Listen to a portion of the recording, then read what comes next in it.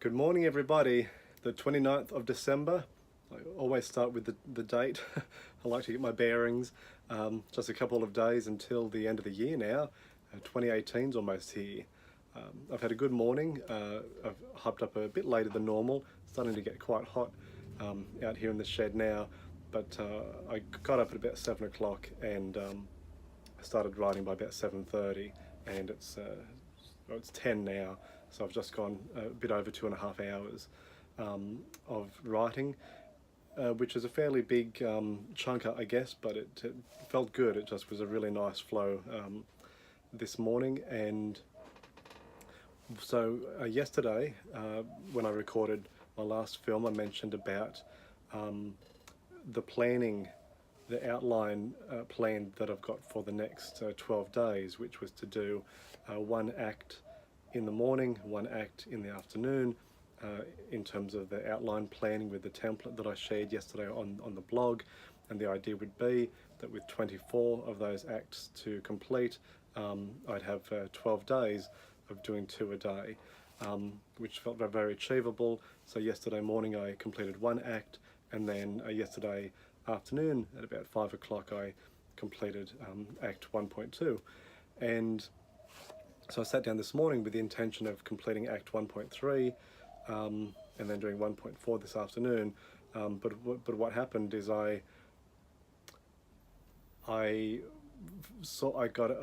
of forgot how much I forgot about the plot that I wanted to include in 1.3 and 1.4. I took the plot from both of the acts and put them just into act 1.3, which would have left 1.4 with nothing because I didn't have a plan for that.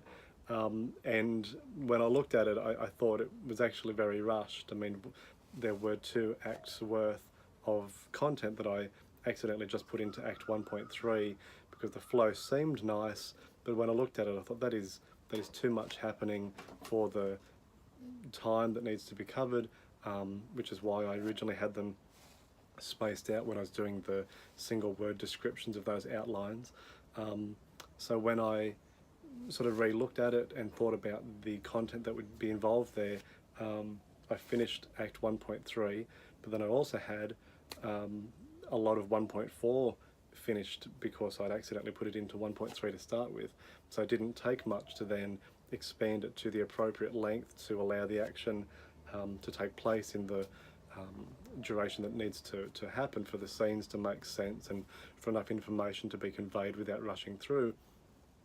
And so I completed act 1.4 as well, and then I went back and completed a bit more detail for both so that they're both really strong outlines for both of those acts. So now I've got chapter 1 completely outlined, act 1.1, act 1.2, 1.3, 1.4.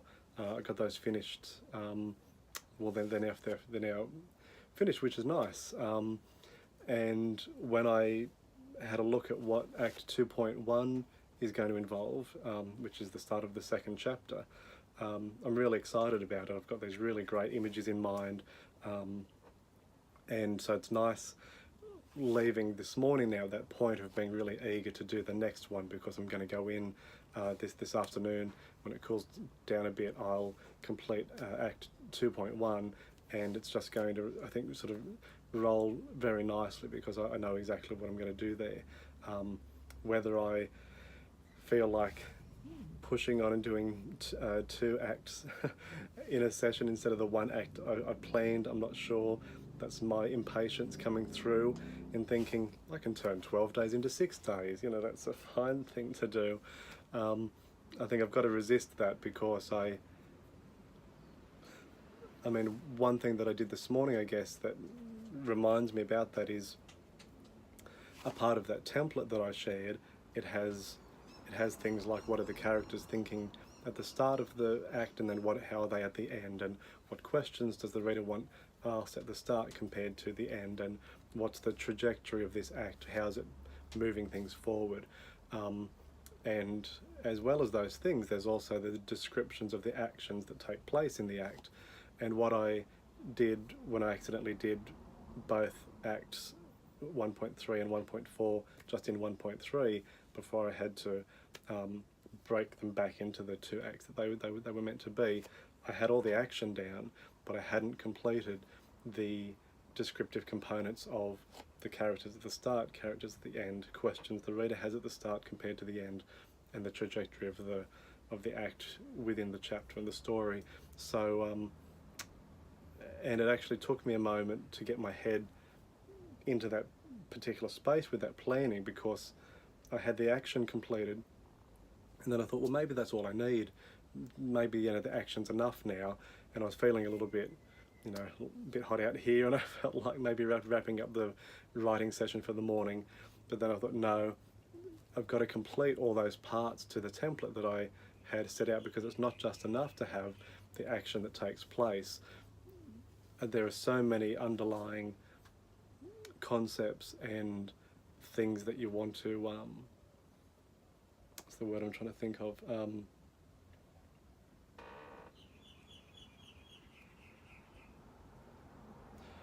I can't think of the exact word, but effectively, you know, I want to signal things that are coming later based on some of the underlying meanings and some of the very slight things that are happening.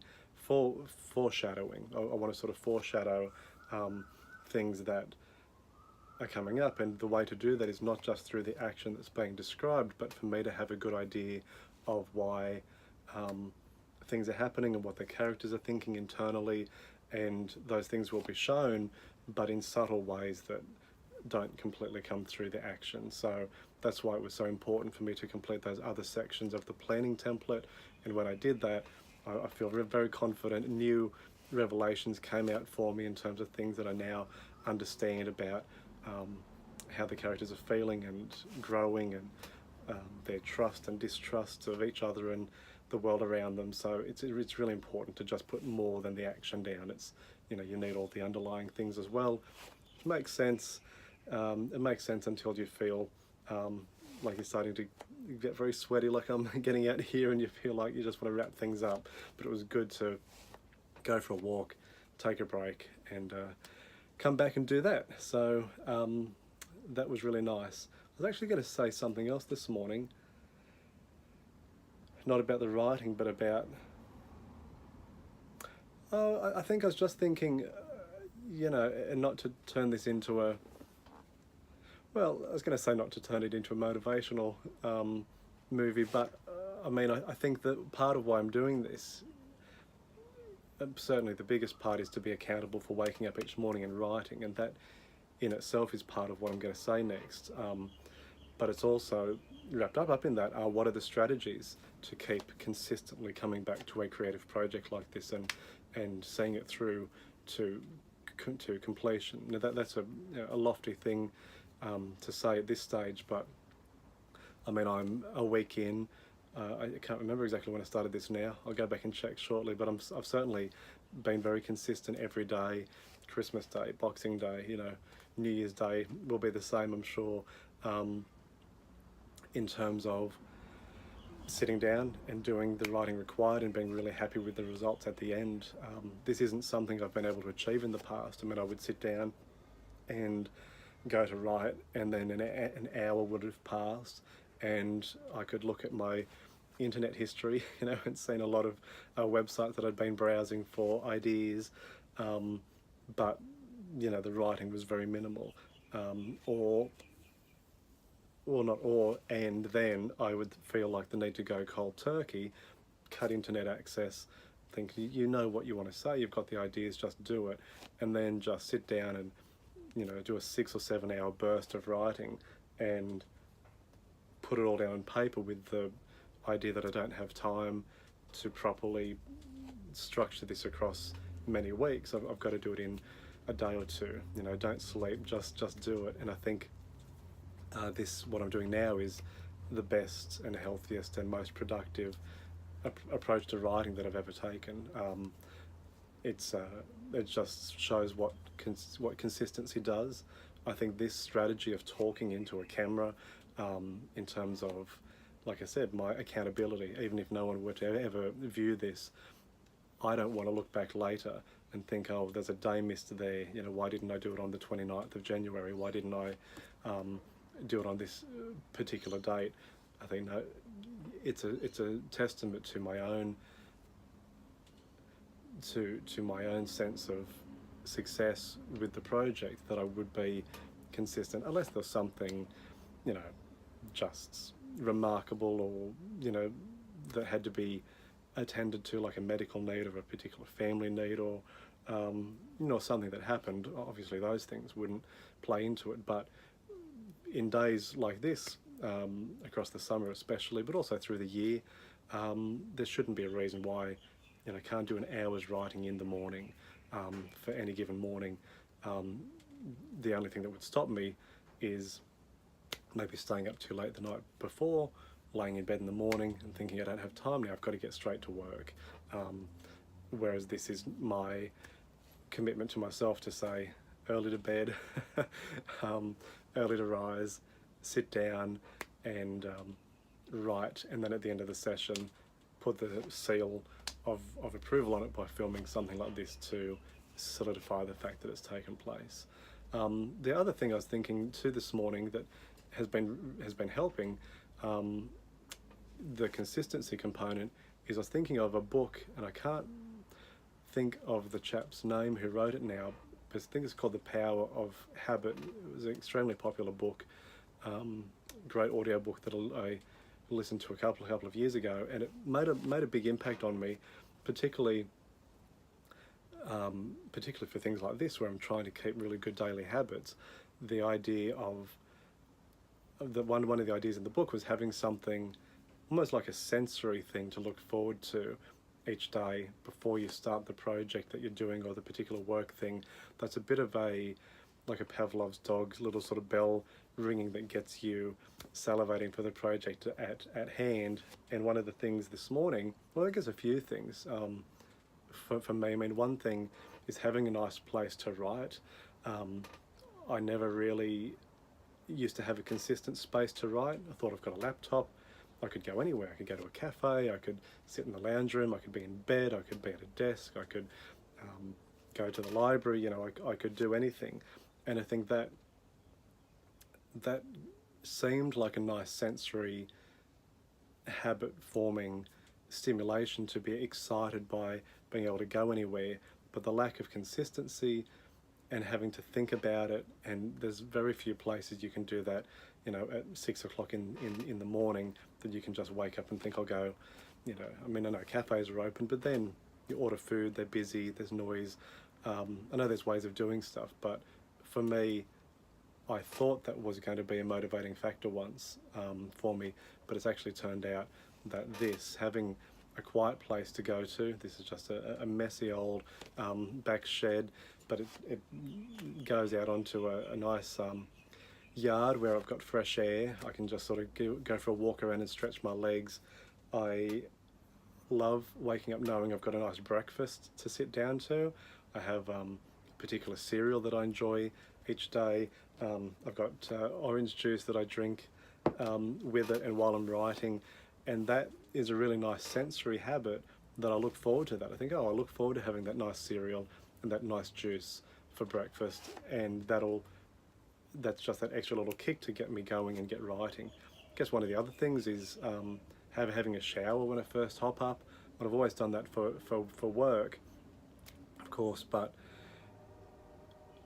I used to not do that if I was going to do a creative task. If I was thinking I'm going to hop up and do some music or do some writing, I would not necessarily shower. Like I would think, I'll do that later. I'll wake up, I want to get straight into it, let's get started. I'll work for 2 hours, and then at 9 or 10 o'clock I'll, you know, have a shower and then get ready for the day. But there's something about doing that up front. Gosh, I'm so getting a bit sweaty, which is why I'm wiping myself down a bit and scratching. I don't know how this looks on camera. Yeah, that idea, I might need a shower after this. The idea of waking up, showering, feel fresh, shave, ready for the morning, nice breakfast, juice, come out to the shed, and knowing that's the daily plan, it's exactly what I need, you know, to get started. It takes the guesswork out of what am I going to do this morning, It has a really firm series of sensory motivators in place to hook me, which is that book I mentioned, The Power of Habit. That's how it describes it, sort of hooking you in to patterns that motivate you to keep coming back. That's exactly what's happening now. And I guess setting small chunks, like I said, an hour is very achievable. Doing that each day feels good. It makes me feel good. Recording this as a seal of approval, and the commitment to going forward. All of that is working nicely.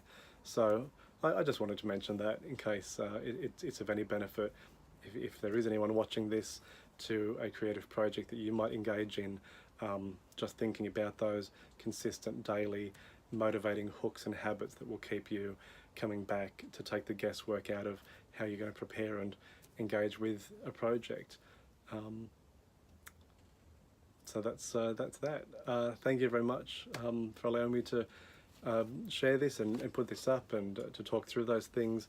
I'm looking forward to sitting down this afternoon when it's a bit cooler, maybe back out the back here again. I do it inside too, just in case you want more information on that. The afternoons aren't as consistent, and because I think the mornings are the key time, but I don't know, that might change. But at the moment, yeah, I'm going to get Act 2.1 finished this afternoon, and then I'll continue on from there. So I hope you have a lovely day, and I'll see you again in the morning.